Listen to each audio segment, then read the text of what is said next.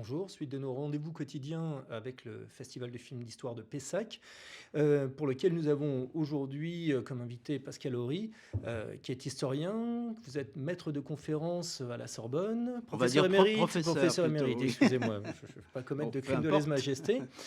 Vous avez beaucoup travaillé sur l'entre-deux-guerres, même si ce n'est pas votre seul domaine d'intervention, de travail. Mais là, ce qui nous a intéressé dans le fait de vous inviter, c'est que mercredi, la crise de 1929 fera l'objet de plusieurs débats et de plusieurs films, dont Les raisins de la colère de John Ford en 1940, et puis un documentaire de William Carell qui s'appelle 1929. Le titre est explicite. Donc, il nous a semblé que cette crise de 1929 était un peu un moment charnière entre des années 20 qui sont des années d'expansion, de croissance à la fois scientifique, économique, sociale, sociétale, artistique, et puis les années 30 où on est dans une période de crise où, marquée par un fort chômage, la montée des nationalismes, et tout ça va amener vers la guerre, va amener à la Deuxième Guerre mondiale. Alors, est-ce que pour vous, ce basculement entre les années 20 et les années 30, il est aussi tranché que ça? Paradoxalement, je dirais oui. C'est-à-dire que, bien entendu, il y a dans les années 20 quelque chose d'atypique qui se passe quelque part en Russie, l'Union soviétique. Mm. L'Union soviétique annonce évidemment des développements qui sont plutôt nets après la Seconde Guerre mondiale. Bien entendu, il y a en Italie la prise du pouvoir par Mussolini, qui va rester d'ailleurs dans un premier temps dans une ambiguïté, par exemple à l'égard du capitalisme libéral. Il va même devenir ultra-libéral alors qu'au fond il est très étatiste. Et ça annonce la suite, les années 30. Mais pour l'essentiel, on a raison de dire que les années 20 sont des années de relative euphorie, d'optimisme. Il y a même un rapprochement franco-allemand, puisqu'on parle beaucoup de Emmanuel Macron, Madame Merkel, etc. Mais le rapprochement franco-allemand, il a connu plusieurs stades, dont les années 20. On avait l'impression qu'avec la Société des Nations, on avait trouvé la solution aux conflits secondaires. Et effectivement, la Société des Nations a bien fonctionné. Elle a créé l'Organisation internationale du travail, le BIT en particulier, qui existe toujours et est né de là. Ce qui va devenir l'UNESCO après-guerre, ça sort de la Société des Nations. Donc, les indicateurs sont plutôt au vert. À quel moment est-ce que la Société des Nations connaît son premier bug, comme on dirait aujourd'hui? Il y a des petites difficultés des années 20 pour régler certains conflits de frontières. D'accord. Mais en réalité, c'est après la crise de 29 D'accord. que, effectivement, les contradictions vont apparaître, que des pays vont dire « je m'en vais », Mhm. l'Allemagne, par exemple, évidemment, va arriver l'Union soviétique. D'ailleurs, l'Union soviétique va entrer, ce qu'on oublie souvent, à la Société des Nations. On se dit « ouf, l'un compense l'autre ». Puis en réalité, non, parce que désormais, tous les conflits, y compris bien sûr celui de 39, mais déjà Munich, etc., se résolvent en dehors de la Société des Nations. Donc ça, c'est très inquiétant. Mais pour le reste, il y a quand même l'idée que l'économie redémarre, aux États-Unis en particulier. Et évidemment, c'est des États-Unis que viendra la crise. Parce que ce qui est intéressant dans ce phénomène-là, c'est qu'on part d'une crise économique, mais qui va aboutir à une crise politique. C'est-à-dire qu'on a l'impression qu'en même temps que beaucoup de populations dans le monde rejettent le capitalisme, le type d'économie dominant aux États-Unis, ils rejettent aussi le parlementarisme qui est en quelque sorte une espèce de traduction du capitalisme sous une forme politique. Mais à partir de la crise de 29, Seulement qui est voilà. une crise du capitalisme boursier d'ailleurs, une question qu'on connaît beaucoup aujourd'hui, la financiarisation de l'économie, elle a déjà commencé bien avant, par exemple. La crise de 29 est une crise financière, mais qui touche l'industrie, qui touche la société, qui touche la politique, qui touche la culture, qui touche tout. Le parti nazi est au plus bas aux élections allemandes de 1928. La crise est en 29. Il fait 2,6%.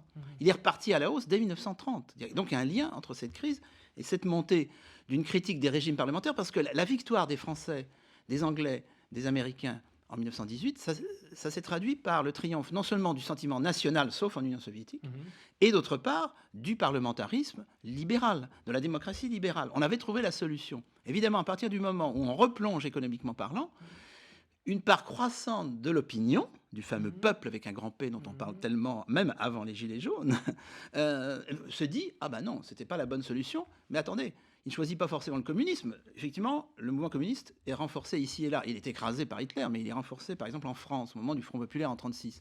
Mais il reste très minoritaire. Le grand mouvement dans les années 30 est populiste.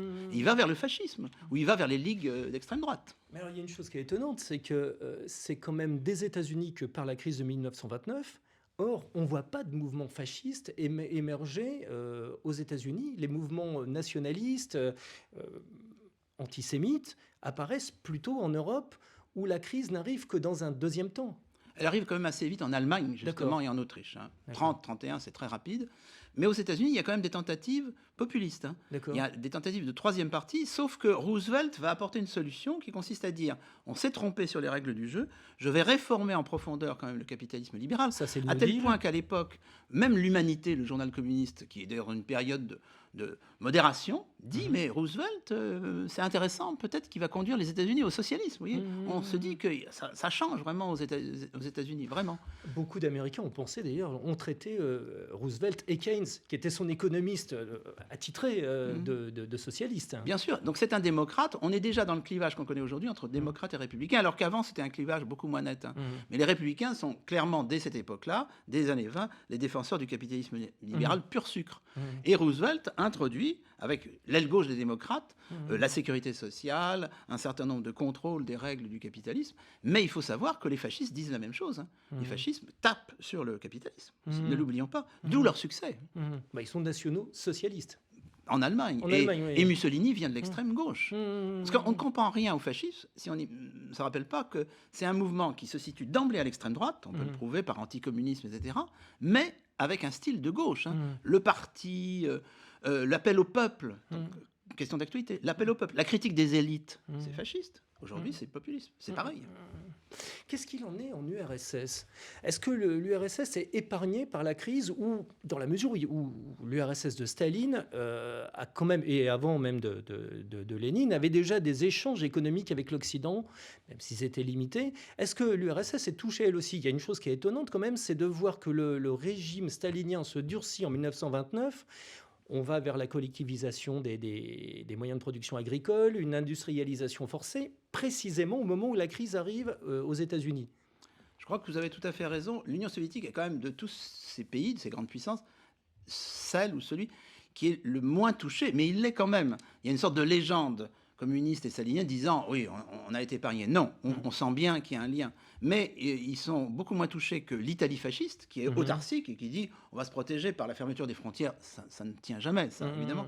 L'Union soviétique se protège par le renforcement de la dictature. Parce qu'on passe effectivement de la période léniniste à la période stalinienne.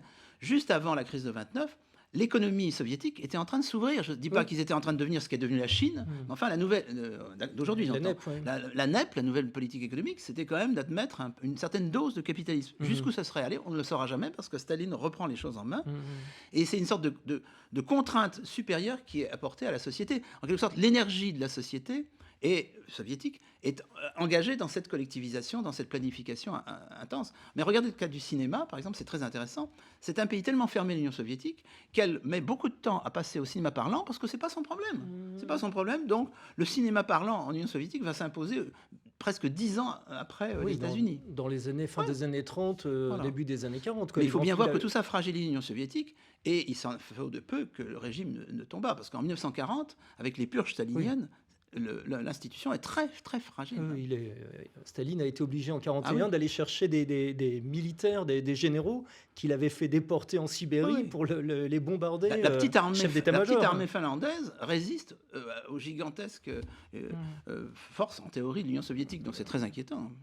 On est tenté, et vous avez prononcé un discours là-dessus hier lors de la conférence inaugurale du Festival de Pessac, vous vous êtes exprimé dans Sud-Ouest Dimanche à ce sujet-là, on est tenté de faire une comparaison entre la situation qu'on vit maintenant, la crise, la montée du nationalisme qu'on vit à l'heure actuelle en 2018, et ce qui s'est passé dans les années 30. Est-ce que, jusqu'à quel point cette comparaison est valide? Est-ce qu'il n'y a pas, malgré tout, quand même des contextes historiques extrêmement différents? Comme on le sait, le président Macron lui-même s'est exprimé pour affirmer qu'il y avait des points de ressemblance. Alors, l'historien normalement constitué va répondre « Non, il n'y a pas de répétition, on n'est pas dans une perspective cyclique façon hindoue ou même grecque ancienne, il n'y a pas de vraie répétition. Pour moi, il y a des analogies et l'argument suivant lequel les sociétés auraient tellement changé que ça ne serait plus du tout la même chose, ça ne tient pas. Alors, les analogies, moi j'en vois par exemple 3. Dans les années 30, vous avez, comme aujourd'hui, la menace à la fois réelle et fantasmatique, positive ou négative, c'est le bolchevisme, aujourd'hui c'est l'islamisme. Vous avez la réaction, fascisme, aujourd'hui populisme, pour moi, aucun problème, évidemment, c'est tellement proche. Le fascisme est la version extrémisée du populisme. Donc, on a vraiment des analogies. La crise, c'est autre chose. Vous avez évoqué à juste titre la crise de 29. Je pense qu'il y a des formes de crise économique, on les connaît, 2008, tout ce que vous voulez. Non. La vraie crise qui plane sur nous, d'après les experts, c'est la crise écologique. Et elle ne va pas durer 3, 4, 5 ans comme la vraie crise de 29, même si elle se développe pendant un peu plus longtemps dans beaucoup de territoires. La crise écologique, est-ce qu'on peut imaginer un seul instant qu'elle n'a pas des conséquences politiques? Elle a des conséquences économiques, on les voit, culturelles, mais politiques. Mais par le renforcement des solutions autoritaires. Puisque la crise de 29, si on en parle, c'est parce qu'elle permet à la réaction, et d'ailleurs au bolchevisme, de se durcir mutuellement, et ça aboutit quand même à la guerre avec le pacte Hitler-Staline, et puis ensuite la rupture du pacte. C'est quand même ça la leçon. Donc, la démocratie libérale, elle est perdante jusqu'en 40. Grosso modo, si l'Angleterre s'effondre, on ne serait pas aujourd'hui en train de parler au sein d'une démocratie libérale. Il y aurait une autre histoire qui se serait écrite, il faut quand même le savoir. Donc, aujourd'hui, je pense que le jeu joué par la crise économique est joué par la crise écologique, parce que qui peut penser que si les prophéties, les augures du GIEC, etc., se réalisent, si, je ne suis pas prophète, je suis historien, si elles se réalisent, qui peut penser que ça va se traduire par une extension de la liberté? Évidemment pas. Nous aurons affaire à des régimes renforcés, voire autoritaires, voire totalitaires, comme à la fin des années 30, sauf que ça va demander plus de temps. C'est une hypothèse, je précise. Il y a quand même, en parlant d'économie, il y a quand même des similitudes entre le crack de 1929 et le crack des années 2007-2008. Bien sûr, parce que ça nourrit un mécontentement mais c'est ça en fait le fond du problème. Pourquoi ce mécontentement accumulé, gilets jaunes, mais n'oublions pas que les grands partis populistes, c'est pas en France actuellement. Le plus grand parti du monde, plus peuplé que le Parti communiste chinois, c'est le BJP, le parti du peuple indien, et il est au pouvoir en Inde. Les populistes ne sont pas complètement au pouvoir actuellement en France, on verra la suite. Donc ces populismes se nourrissent d'une souffrance, etc. Mais ce qui est extraordinaire, c'est que ça ne profite pas à la gauche radicale. Regardez même dans le phénomène des gilets jaunes, la France insoumise est un peu à la traîne. Les syndicats n'existent plus, clairement, dans cette crise, et la France insoumise est à la traîne. C'est ça qui est frappant. Ça devrait servir à l'extrême gauche. Ça sert fondamentalement à l'extrême droite, entre autres parce que les modèles de gauche radicale, c'est-à-dire l'Union soviétique, dont on a parlé tout à l'heure, depuis 17, sont apparus comme, à tort ou à raison, des échecs. Il nous reste 20 secondes, 25 secondes. Il y a beaucoup de films qui portent sur 1929 qui sont projetés durant le festival de Pessac, Les temps modernes, On achève bien les chevaux, Les raisins de la colère. Lesquels vous avez vus, lesquels vous appréciez, lesquels vous conseilleriez? Ce sont 3 grands films, déjà pour des amateurs de cinéma, peut-être en priorité quand même Les raisins de la colère.